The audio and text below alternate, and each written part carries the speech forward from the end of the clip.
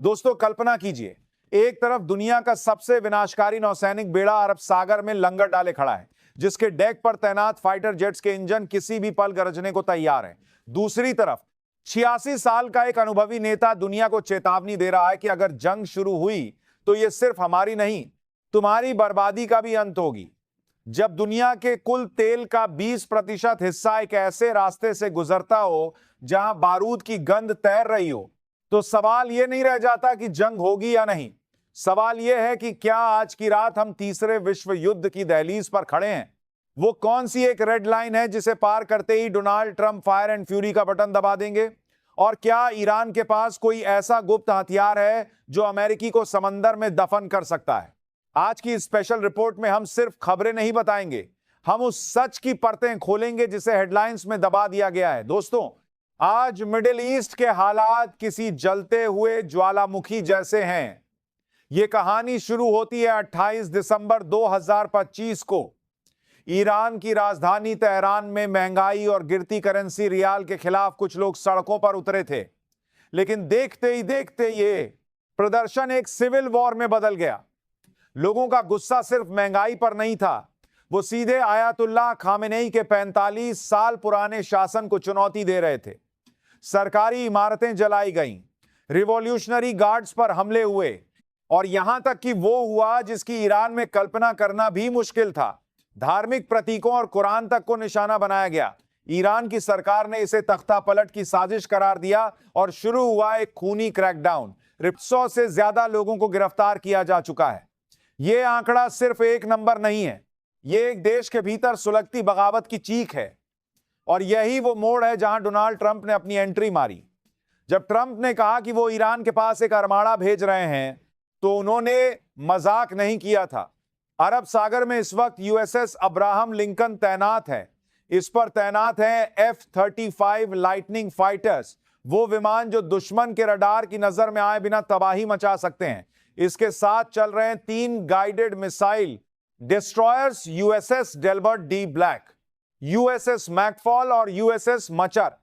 लेकिन ट्रंप की रणनीति सिर्फ खुले समंदर तक सीमित नहीं है। उन्होंने बहरीन में 3 लिटरल कॉम्बैट शिप तैनात किए हैं जिनका काम है माइन स्वीपिंग, यानी अगर ईरान ने हॉर्मुज की मध्य में समुद्री बारूद बिछाया तो ये जहाज उसे मिनटों में साफ कर देंगे। इतना ही नहीं, कतर के अल उदेद एयरबेस पर गुपचुप तरीके से थाद और पेट्रियट मिसाइल डिफेंस सिस्टम तैनात कर दिए गए हैं। यह तैयारी सिर्फ ईरान को डराने के लिए नहीं है, यह तैयारी है एक ऐसी जंग की जिसकी स्क्रिप्ट वॉशिंगटन में लिखी जा चुकी है। लेकिन क्या ईरान डर गया है?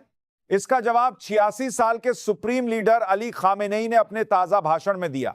उन्होंने साफ कहा, अमेरिकियों को जान लेना चाहिए कि अगर जंग शुरू हुई तो यह रीजनल वॉर होगा। इस एक वाक्य का मतलब समझिए।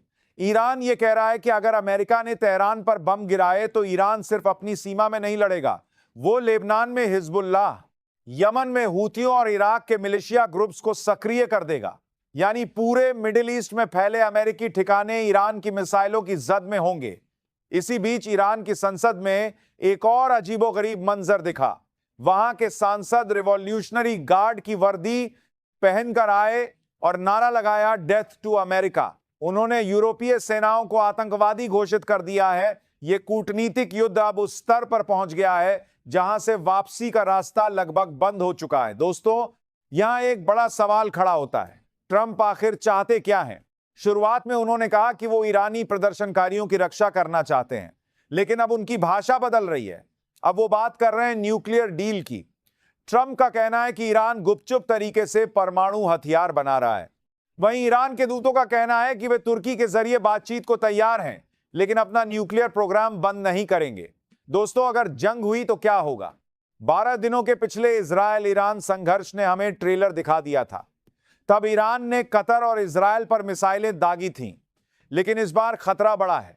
अगर अमेरिका की रेड लाइन यानी प्रदर्शनकारियों का मास एग्जीक्यूशन पार हुई तो ट्रंप के पास पीछे हटने का विकल्प नहीं बचेगा। हालिया अपडेट और भी डराने वाला है।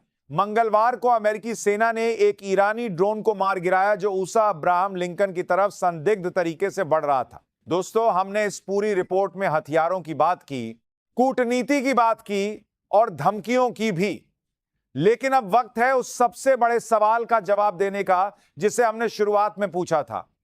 क्या ट्रंप वाकई हमला करेंगे? दोस्तों, डोनाल्ड ट्रंप एक बिजनेसमैन प्रेसिडेंट हैं। उनका असली मकसद शायद ईरान के साथ एक ऐसी नई न्यूक्लियर डील करना है जो उनके नाम पर दर्ज हो सके। ये जो भारी भरकम जहाजों का बेड़ा आप देख रहे हैं, ये युद्ध के लिए कम और दबाव बनाने के लिए ज्यादा है। लेकिन यहां एक बड़ा किंतु परंतु है। ईरान का आंतरिक विद्रोह इतना हिंसक हो चुका है कि खामेनेई का शासन अस्तित्व की लड़ाई लड़ रहा है। और जब कोई तानाशाह अपनी कुर्सी जाते देखता है तो वो अक्सर बाहरी दुश्मन से जंग छेड़कर देश का ध्यान भटकाने की कोशिश करता है। जंग अमेरिका की जरूरत नहीं है, लेकिन शायद ये ईरान के गिरते हुए शासन की मजबूरी बन जाए। अगर हॉर्मुज में एक भी अमेरिकी जहाज पर हमला हुआ तो फिर ना ट्रंप रुकेंगे और ना ही खामेनेई। और तब तेल की कीमतें $200 के पार होंगी, शेयर बाजार क्रैश होंगे और हम और आप एक ऐसे दौर में होंगे जिसे इतिहास तीसरे विश्व युद्ध के नाम से लिखेगा। अगर आपको यह वीडियो पसंद आया हो तो लाइक करें, चैनल को सब्सक्राइब करें। धन्यवाद।